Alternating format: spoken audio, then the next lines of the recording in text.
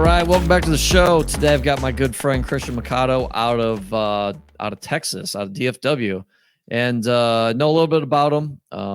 Excited to learn a little bit more about him. I know he's in self-storage, and he has a few other things going on. So, Christian, welcome to the show. Appreciate you coming on. Why don't you tell everybody, give us 30 seconds, minute, who you are, what you do, and then we'll dive into all that stuff. Yeah, sure. Thank you for having me. So I'm a self-storage operator based out of I'm in DFW, but my properties are scattered around Texas. Got started in real estate back in, I guess, really 2019, and I can kind of talk about kind of the backdrop of how I got into that. But like actively in real estate was via flipping houses. So started with flipping houses and Airbnb, and then eventually just kind of scaled to self-storage and stuff like, and some industrial and different things like that. But yeah, I mean, I'm just a pretty normal guy, I think, and I got my family down here in the DFW, and just like to relax and enjoy the freedom that our portfolio has afforded us. For sure. So, I know you're younger than me. I actually don't know your age, but I know you're younger than me. What, after school and all that, what was your kind of journey into, it sounds like flipping. I want to get an Airbnb too, because I kind of forgot you got into that and want to talk about why you got out of it. But where was your journey before you started flipping and getting into all that? So let's see. We'll take it back to, I guess, grade school and stuff. I'm a product of a public school. I guess when I was in school, specifically high school, I didn't necessarily have like a certain, like when I was, I think probably in elementary, I used to want to be an architect, and then I found out how much math was involved, and I changed my mind.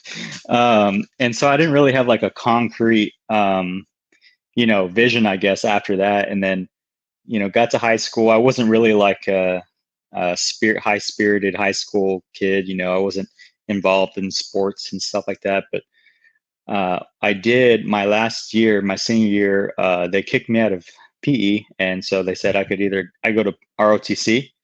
So I did. And I met a colonel there he kind of became my mentor. And I ended up joining or going the commissioned officer route in college. So I went to UNT for my undergrad, and then I commissioned as an intel officer in the reserve. So that was kind of like my plan. But then like midway through, actually my undergrad is a graphic design degree. So I have an arts degree from my undergrad, and I'd say about halfway through my undergrad, in the military, especially as an officer, there's a lot of like management stuff. You're managing, or you have a platoon and different things like that. So it was very management intensive, and so halfway through I decided that I'd do something after college in that realm.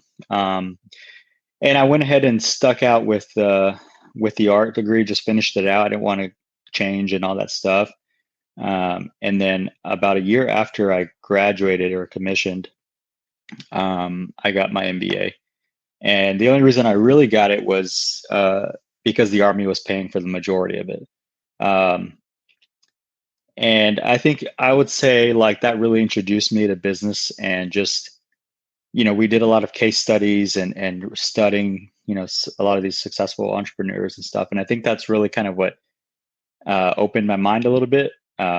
Even though like I did forget a lot of the things from the MBA, but and I think, so that's kind of how I ended up in that whole realm. And then 2017, bought my first actual like primary residence, used the VA loan, zero down, all that stuff.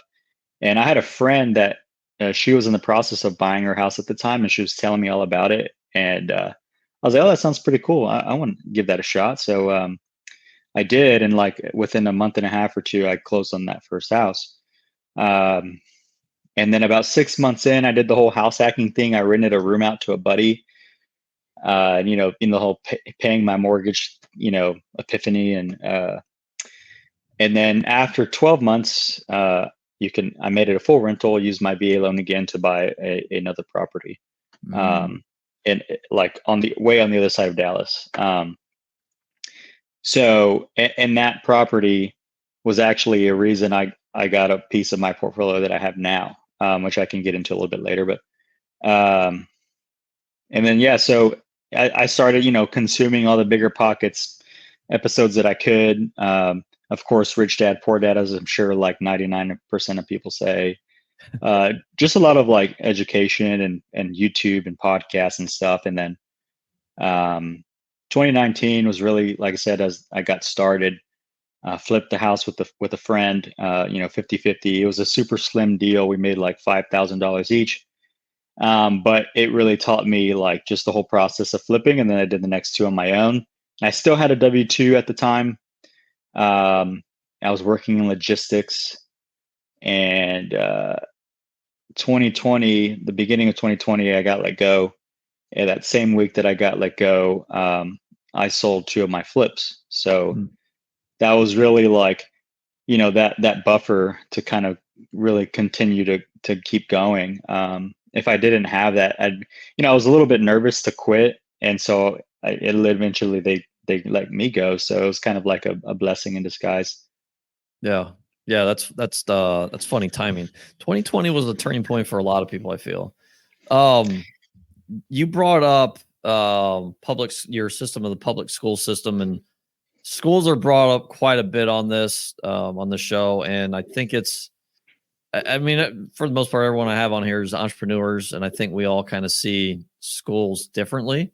What's your take on education system? And then also, if you had to do it over again, would you do college?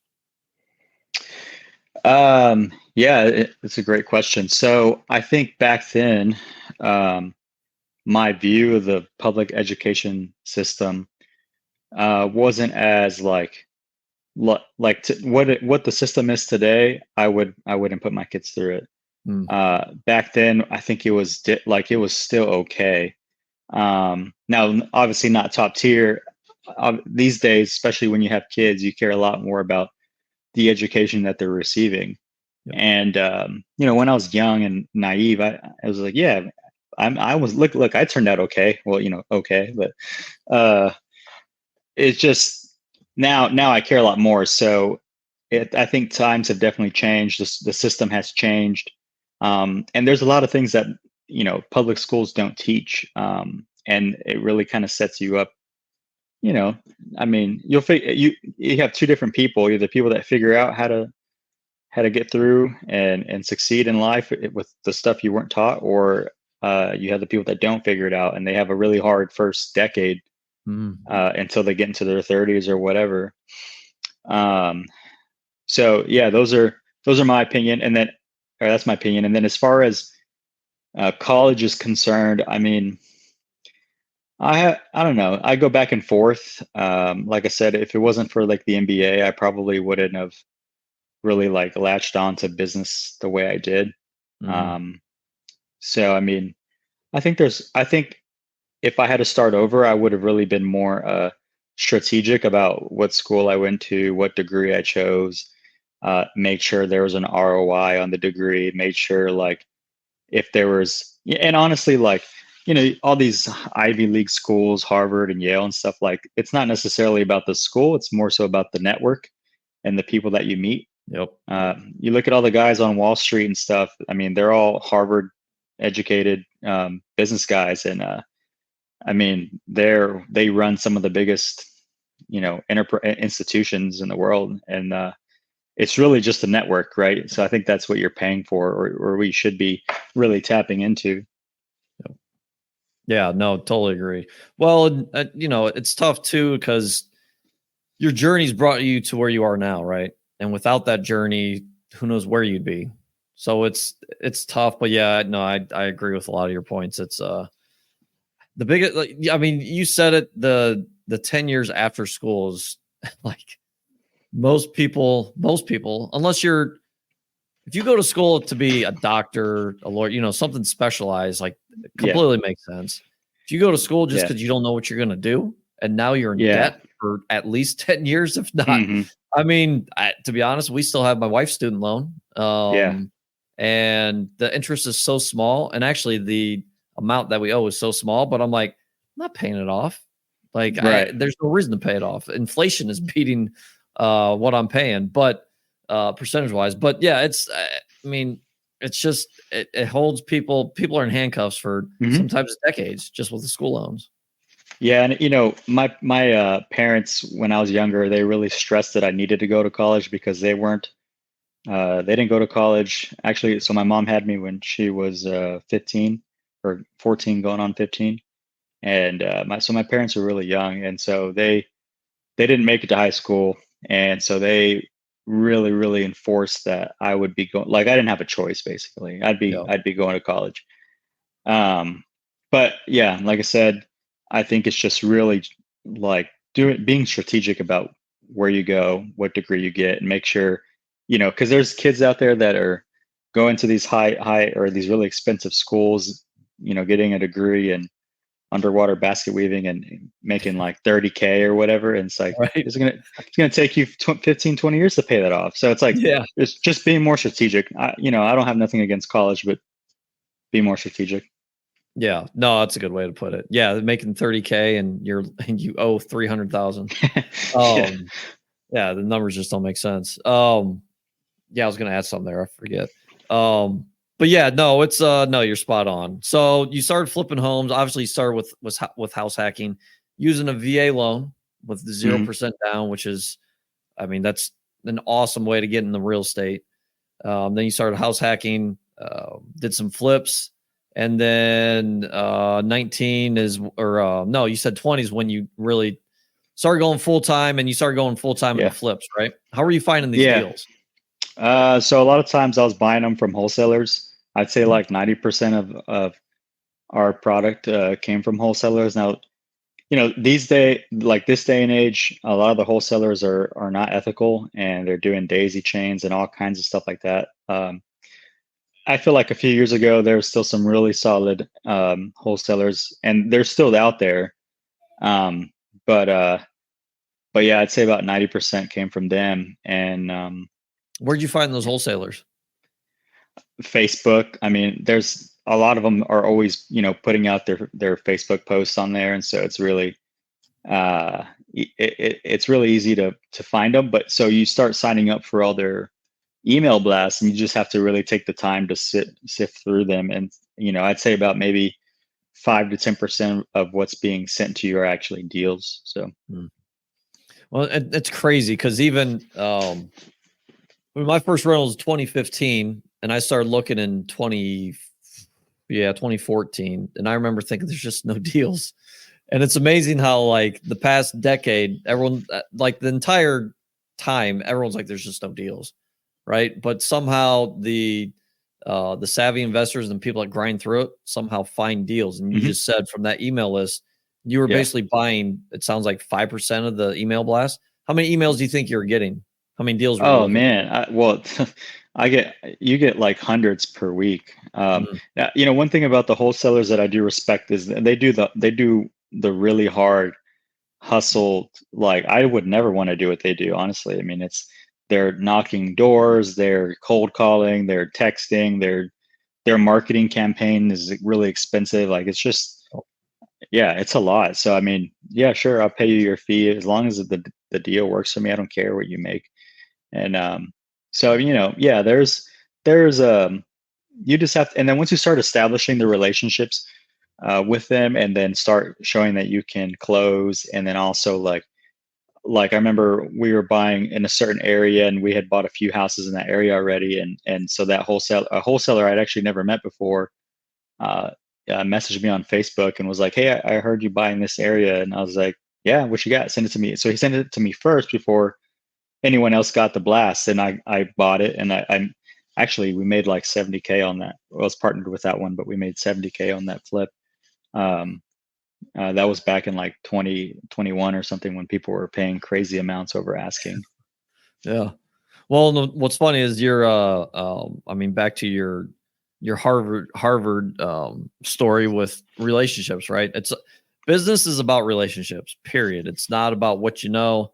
It's about who you know, and that doesn't stop with real estate investing, right? I mean, Mm. you had to um, build a network through the wholesalers, and then you had to build your brand basically with them, and then they started trusting you, and then they're basically sending you pocket listings. Yep. Yep. Yeah. So, I mean, if you can establish a reputation where they know you can close and you're good for your word, they'll send it to you first before they send it out to the masses, because it's a lot easier to just, hey, I'll sell it to him real quick before I have to waste time sending it out via MailChimp or whatever. Yep. So yeah. So, well, and talk a little bit about how, because obviously you can't go in and beat these wholesalers up, right? Like you got to go in there and work with them and be like, yeah, the price works. I'll take it. Even if it's Mhm. not a great deal, you got to swing the bat, and you probably have to swing the bat multiple times to show that you're a qualified buyer. You're not going to beat them up, and it's an easy process, right? Mhm. Yeah. So I mean, I'd say, so the wholesalers that I worked with, a lot of them had already been somewhat established, so Mm. their rehab numbers weren't necessarily um, too bad or too off of whatever number we had. And um, there were times when I could get some off the price, but back in 21, 22, like things were pretty competitive. So there's, I remember going to a showing where there was like 15 investors walking the property, and it's like I didn't even make an offer just because like this is ridiculous. Like, I'm not doing the whole, and I'm not going to do the whole bidding game thing. So, um, I prefer to just pick. We've just bought from a few that we worked with all the time, and um, there were times where we'd have to come down a little bit, but they'd work with us, and they get the deal done because they know, you know, uh, the next month or the whatever we could pick up another one. Yeah, for sure. So you're doing flipping. What I know you got in the Airbnb eventually. What happened from there? You're just flipping. Yeah, Obviously got more competitive. yeah. So it was just something that we added to kind of like the business. So When you say and we, is it just so you it as did. we, or do you have a team? So when I was flipping, I was doing some on my own, and I was doing some with partners. Okay. It was usually one partner, but sometimes we brought in a third money partner. And then it's on the Airbnb side, I had some on my own, and then I had some with a partner. And we actually got started via arbitrage, which is basically renting a unit in an apartment complex under an LLC. I'd go and like what I'd do is I'd get on Zillow and I'd message like 100 or 150 different apartments in the area and ask them if they had corporate leases, and then I'd go and it, from the 50 that came back to me, they'd say no, no, no, and then maybe like five said yes, and then I'd go. Once I got the yeses from the five, I'd reach out to them via telephone and then ask them if I could, if I could meet with them and kind of explain my model. And so I went in person and explained my model that I'd be using different booking platforms to house, we call them business professionals just to sound nice. And uh, I had liability insurance. I told them I'd fix anything under $250. It'd be constant. Like I basically had to pitch them and convince them of my model, because if you just say Airbnb, they're going to be like, no. And so I was able to get a few leases that way, and I stayed at some of the apartments for like 3 years.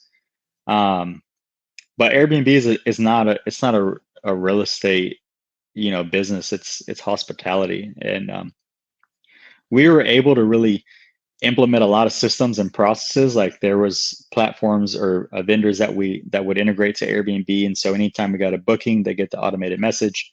Our cleaners were on our platform, so they anytime we got a booking, they would get a message to know when to go clean.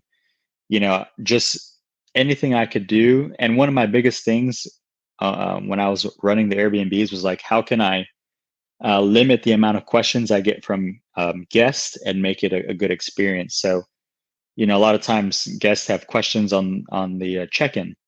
especially with being in an apartment complex. So I ended up making like a short YouTube video of exactly how to check in and that whole process. So it would limit all the questions I'd get. Because at first we're getting all kinds of questions like, where's the lockbox? How do you open the lockbox?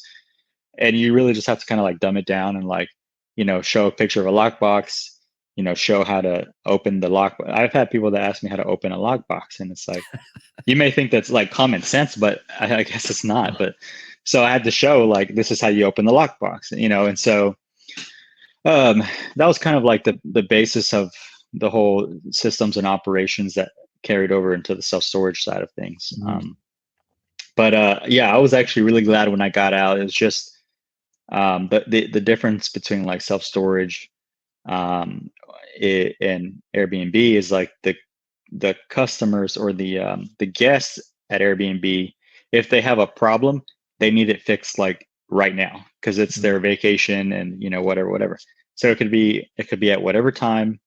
It doesn't matter if it's a weekend or not. They need their problem fixed now. And guests also have the power. They hold the power on Airbnb. So anyone that's on Airbnb probably knows this, but it's really easy for a guest to get 10% off or 20% off just by, they can make up a story and fabricate a story if they really wanted to, and they can take from the host's pockets. So that was another thing I didn't really like, but yeah, I was glad to be done. So that was where did you? I'm assuming you didn't come up with. I don't know much about Airbnb or short-term rental space. Where did you come up with the reaching out to all these apartments and saying you've got basically corporate people saying? Where did you come up with that? So actually, there was a guy that was doing it in Dallas, and he had a YouTube channel, and so I spent hours consuming all his videos and stuff, and really just started learning about it. And it was just like it was hacking, right, in a sense, or they call it arbitrage, because I mean, we'd be putting down $200 deposits, and the amount to furnish was probably like a 1-bedroom apartment, 1,000 square feet. You're probably spending $2,500 to $3,000 to furnish it.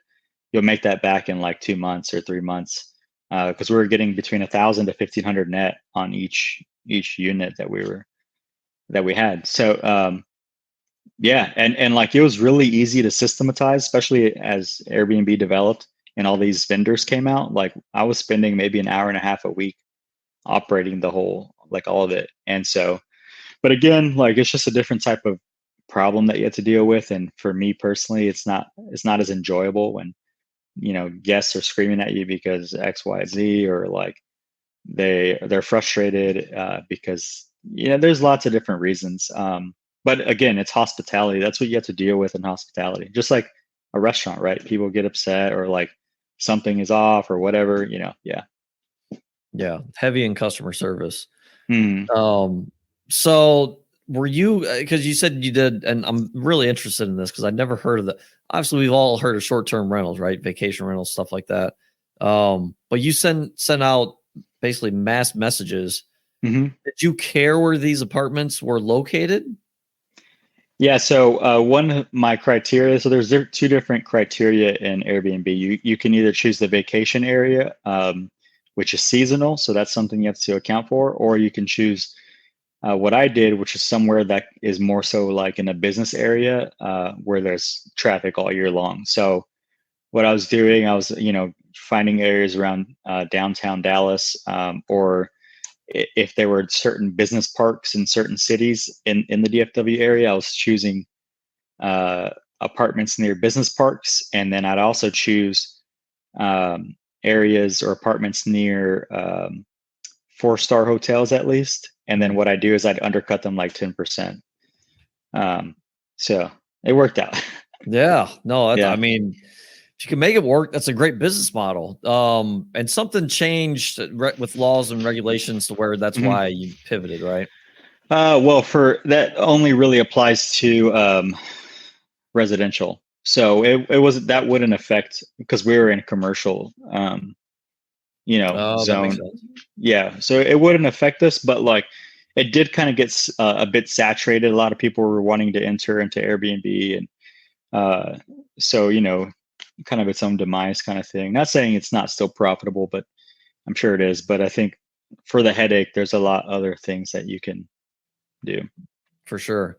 And you said something about how this is kind of it sounded like the start of really creating great systems with those videos of the movement and how to get through all that stuff. Talk a little bit about that, and we'll get obviously into your storage journey, but talk a little bit about that and how you realize like creating systems to automate as much as possible, how you kind of came across that. And well, for me at that time, it was very much about like, how can I work less? I probably just read the 4-Hour Work Week and was like, all right, let me see what I can do here. Yeah. And it was just really minimizing my time managing, and a lot of that, especially in this touchless, or don't have to be there to give them the key kind of environment that we were in, especially with 2020 and 21, all the COVID stuff, and everything was really about contactless, and so you just really had to adapt to the changing environment, and I think I just really dove into that and just figured out and researched all the different things I could use that could complement my operation, and that I can integrate it into the Airbnb platform.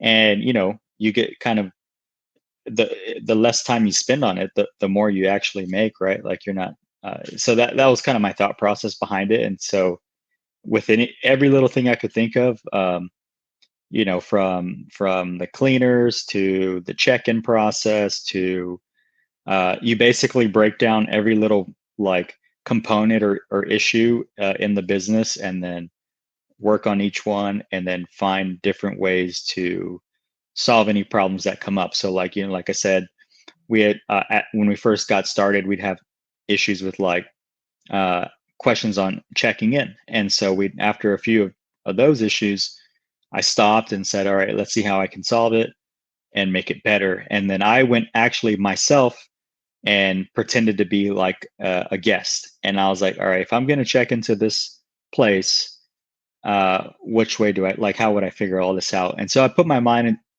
or put myself into the shoes of a guest and walk myself through that, and then just made a solution as I went through that whole process. Was it, I think I know the answer, but I still want to ask it. Comparing creating systems where you're still managing, but you're creating systems to where you're as hands-off as possible versus hiring somebody, whether they're local or VA. Did you contemplate that, or you're just like, no, I'm creating systems and that's just the route I'm going? Well, systems are a lot cheaper. So a property manager to run your short-term rental is going to charge between 25 and 35% of the gross revenue. Okay. Yeah, it's pretty insane. So that's why it just made sense to me. Like, maybe when you can achieve economies of scale and you have 50 or whatever, you can justify paying one of these professional companies. But in the beginning, I don't see how it would make sense. Or like you just don't want anything to do with it and you're okay with that. That's up to you. Yeah, for sure. No, that makes sense. All right. So we went through Airbnbs. What's next? What happened next?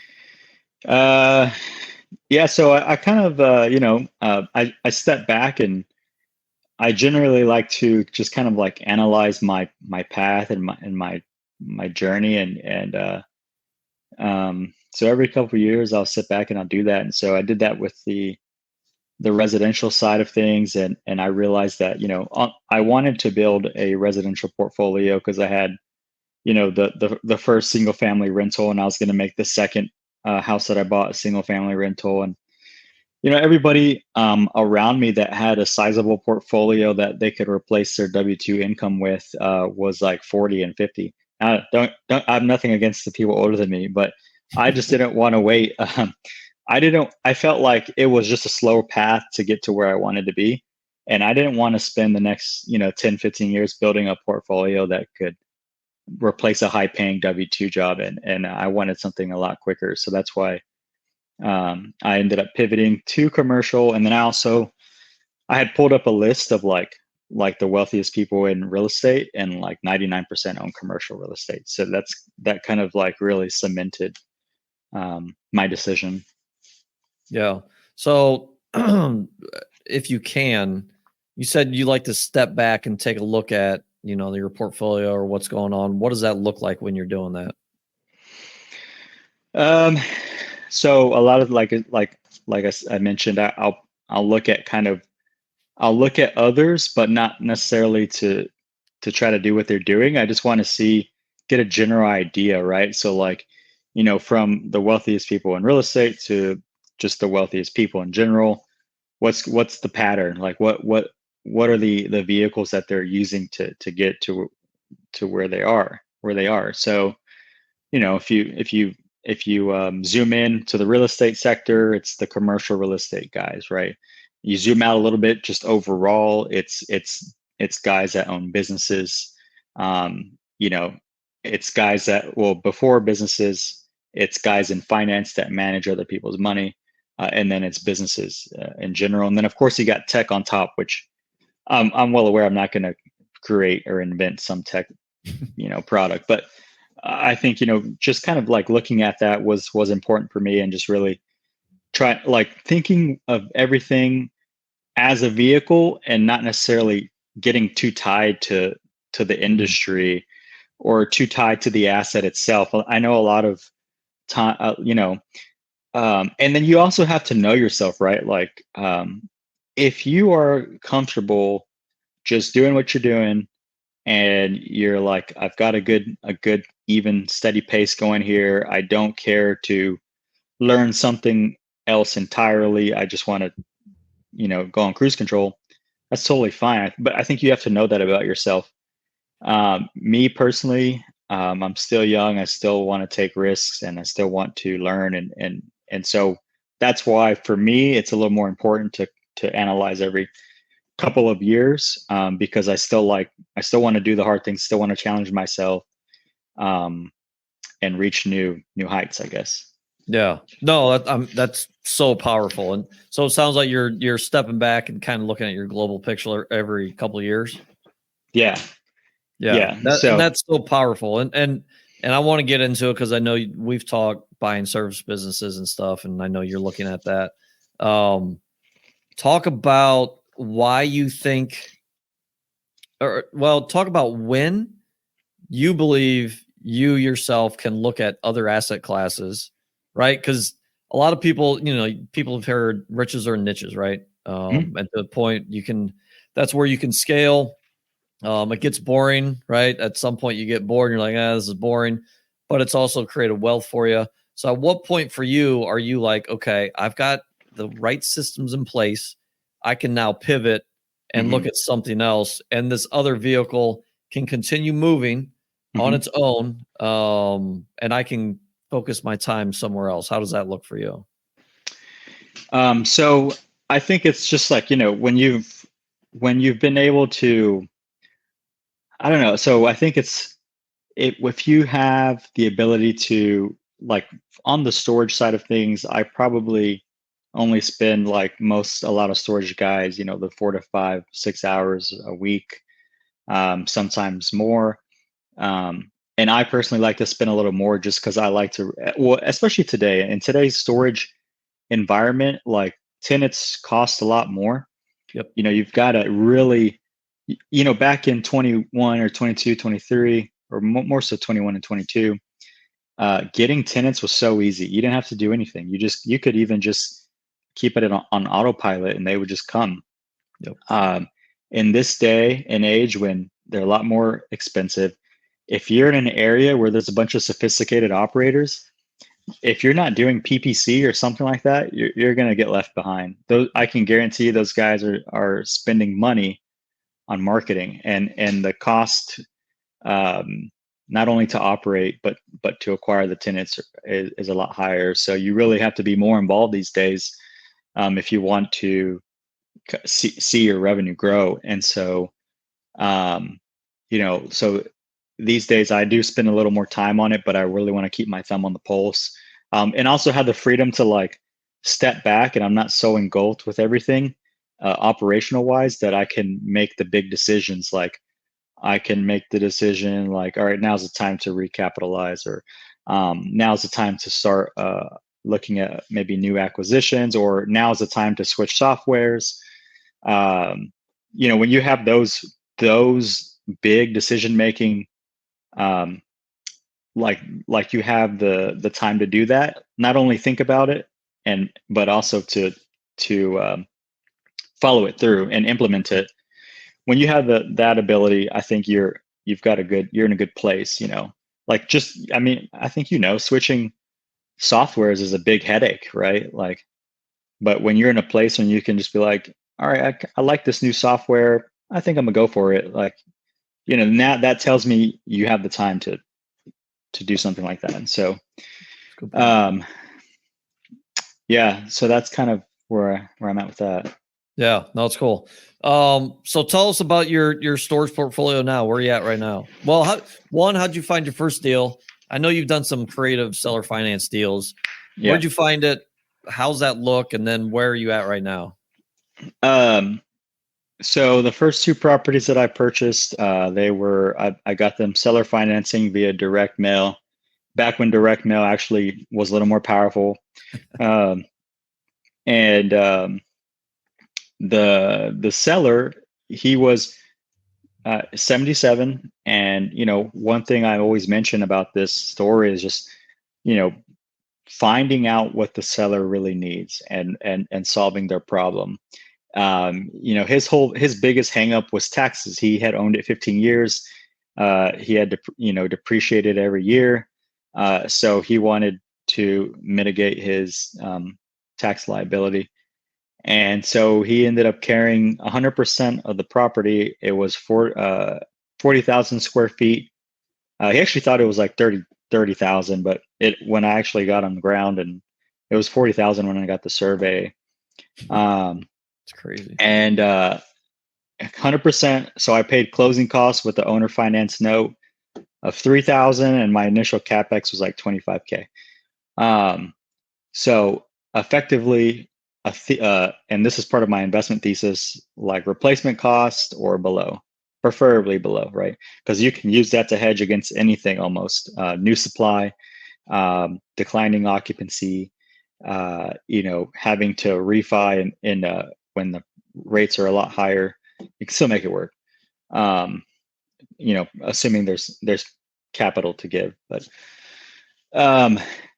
so that was around $20 a square foot or whatever that I purchased. The following year, again, added all my systems, and I took the Airbnb mentality where, like, how can I make this as least time consuming as possible? How can I make sure like tenants aren't asking me a bunch of questions? So same processes that I implemented in storage. Next year, did a refi, cashed out. At the time, it appraised for like 2.6. Kept my leverage. Yeah, the first two properties. The first two, okay. That were $0 out of your pocket, other than you said 25K in capex. Probably, yeah. You bought it for how much? Are you allowed to say how much you bought it for? Yeah. 775 is what I bought it for.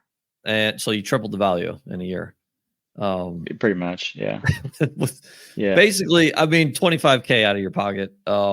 Which is insane, if you do like on an ROI basis, the number is insane. But yeah, you can't even figure it out. But I mean, that's the power of like leverage, right? So similar to like an LBO or something, you just throw a bunch of debt on it. But now, not saying that wasn't risky. Obviously, it could be very risky. But I liked where my entry was. I liked being at below replacement costs, and my margin of safety was, it was baked in. So I was confident that even if I just messed everything up, like, I could at least sell it for replacement costs if something goes wrong, whatever. So that was my thought process on that one. I mean, smoking deals. So then, how many do you have now? So I basically run in two regions. I have like, and I run it like hub and spoke in each region. So Mm. in one region, I have like a larger one, which is that one is, let's see, 42,000 plus another small, like 8,000 square foot, 7,000 square foot facility. And I run them as one operation. So I can really streamline all the expenses. I'm also just right outside the city. So my property taxes are way less. You don't have anybody on site, right? No, they're remotely managed. Yeah. Off of main highway, so it works out good. On the other region, same setup, except it's a larger or mid-size one and three small ones. And that's on the storage side. I have like a little office strip center and some industrial sprinkled in there, and a retail spot. Who manages all those? Are those? I know you're partnered with some people. How does that look? Is that with partners, or is that yours, and who manages that? No, so all that is just me. Okay. Not that I don't have anything against partners. I partnered on the flipping. I haven't partnered to date on the commercial Gotcha. side of things. So who's not that managing? I have part-time managers. Okay. Yeah. So I have them like set up on Slack. What I do, like my role right now is like I'll send them weekly reports on. They're not plugged in to the financial side of it yet. I need to find. I think that's going to be next, but finding someone I can trust that can handle the financial side of things. But yeah. So I send them the reports each week to do their walks and manage any CapEx that's needed. Yeah. So you really rely heavily on your systems. I don't want to say more than people, but your systems are crazy strong, right? Yeah. So systems.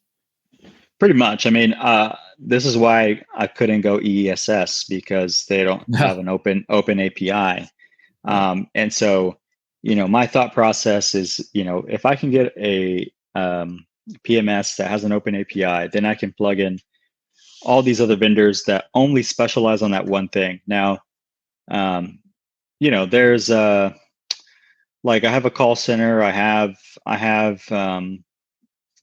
spider door for my gates. I have a marketing team, and I have website, and all that stuff is plugged into the PMS, and it allows me to operate effectively. Now there's some things that I'd like to change about some of these systems, but for the time being, it's the best that there is at right now. So I'm still trying to get that figured out, but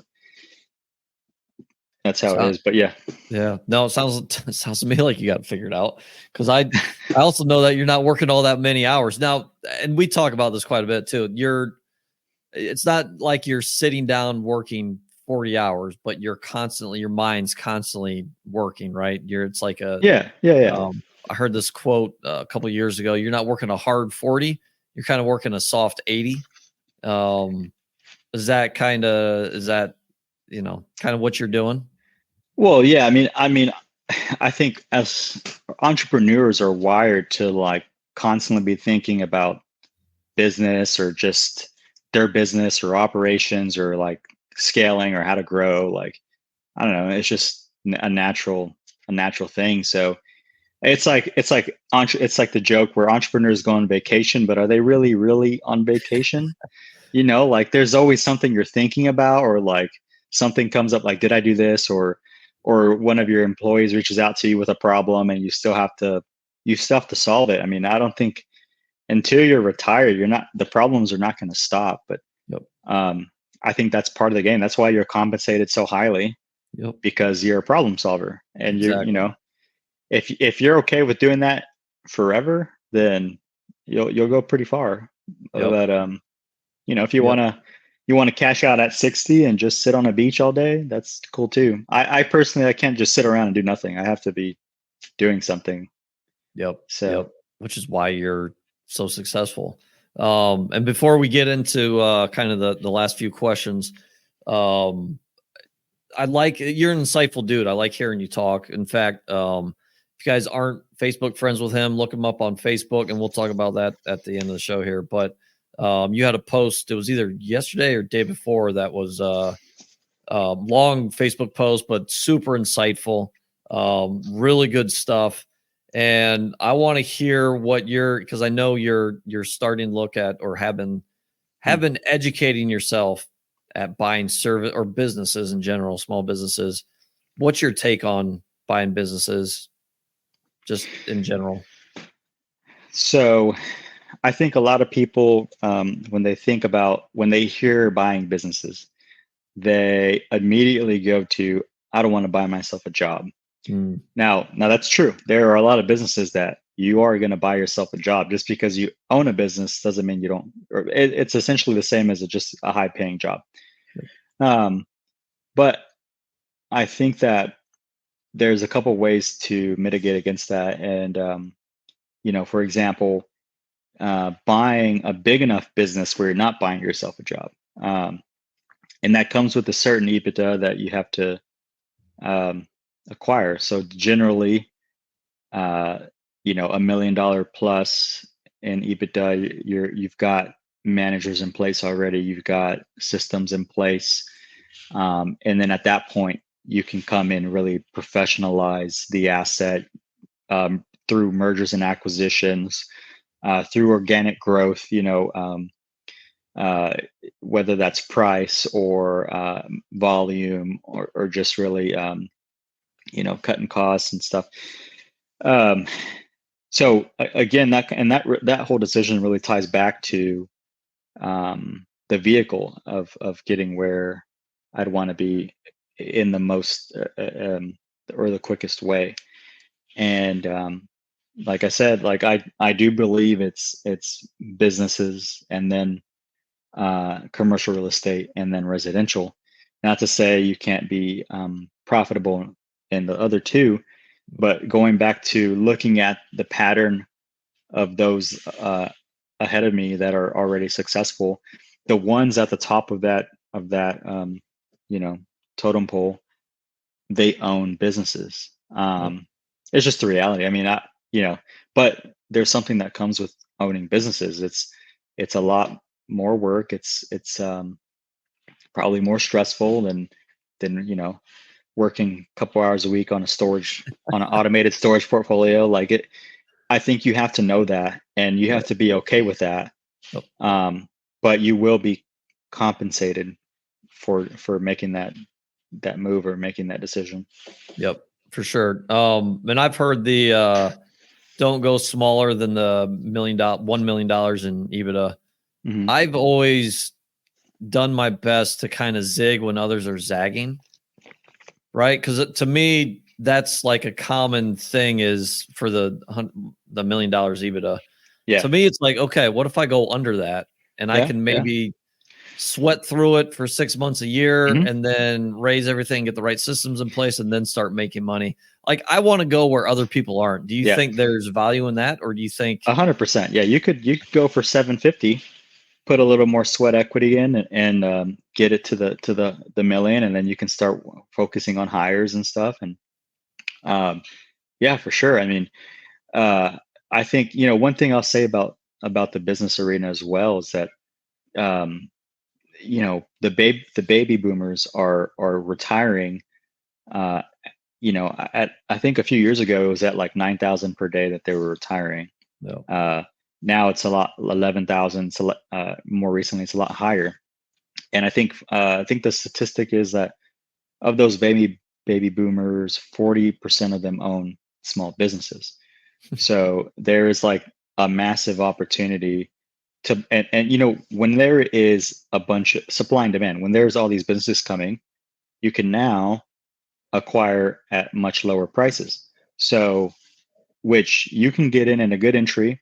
Now, if you are able to professionalize and be better or be the best, then you can just start acquiring all the folks around you, which a lot of times business buyers really want a fragmented industry, just like self-storage, because they can go and acquire all the unprofessional assets around them. Same, literally everything we do in self-storage, it can be applied to business, supply and demand, operations, fragmented industry, recurring revenue, or depending on what type of business you prefer. But it can all be applied over. So if you're decent at real estate, why couldn't you be decent running an active business? I mean, that's just my opinion. Like at the mastermind, we got a lot. It was a good conversation because people had their own differing opinions on it, and a lot of times it got tied back to the shiny object thing. My opinion is, well, for me, I don't see it as a shiny object because I spent a year and a half or whatever in residential, stepped back, decided to pivot strategically. Next few years in commercial self-storage specifically, same thing.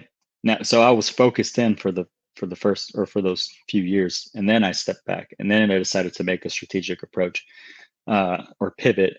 But I also was okay spending 6 months at least learning about the field.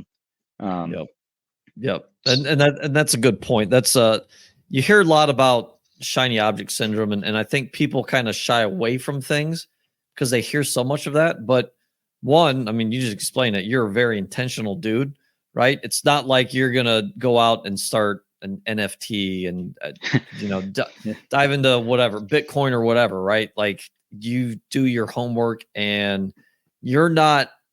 It's like moving a huge ship for you, right? Like you're taking your time, and it's calculated, and you've got the right systems in place to do that. It's not like you're just looking at anything and everything and just diving into things. So it's completely different. I think that scares off a lot of investors too, that are probably, like you said, successful real estate investors that want to get into a different space, but are somewhat afraid because all they hear is the shiny object syndrome. So yeah, it's a good point. Yeah, and again, like, listen, you just have to really know yourself. If you're content with your portfolio and your trajectory, then stay with it, man. I mean, it's like the people that or a lot of times entrepreneurs will make fun of or talk down on the W2 people, right? And it's like, early on in my entrepreneur career, I'd say comments about, oh, W2 this and that, but as I progress, it's like, no, listen, like not everyone can be an entrepreneur. Like 95 or 98% of people want to work their W2. They don't care about what you're saying over here about this much, making money and whatever. Let them be. So same thing. Not everybody wants to be an active business owner, and that's okay. Like you stay here and let the people that want to do it go forward. So, no, that's very well said. And that's it's talked about a lot too. And I think for the most part, entrepreneurs aren't talking down the W2. It's the fact that it's being an entrepreneur is kind of hidden, right? We go back to public schools. Like we weren't taught to be an entrepreneur in schools, right? Schools are basically a farm to churn out W2 employees. Yeah. And there's nothing wrong with that. And there's nothing wrong with being a W2 employee. We need W2 employees. That's what, entrepreneurs and W2 employees are what makes the world go round. Yeah. So you need both, but it's like a hidden secret to be an entrepreneur. And once you kind of, I guess in a way it works out for you, you kind of want to share the news and be like, hey, if anyone else is interested, come over here and look at, what it looks like. And I for sure. I get that too. But if you think down, like to the people that you probably are around you that, do you think that they could do what you do and like want to take on not only risk, right, but like the stress? I think people naturally just have a tendency to want to settle and be comfortable. And so, I mean, be able to clock out. We can't clock out. We're not clocking out. Just like going back to the vacation, right? Like as a business owner, you can't really take a good vacation. Like not that it's not good, but you can't take a vacation and something for your business pops up, or you have to handle an issue or put out a fire real quick. You know what I'm saying? and so there's trade-offs, right? And our trade-off is we get the freedom to do what we want. Well,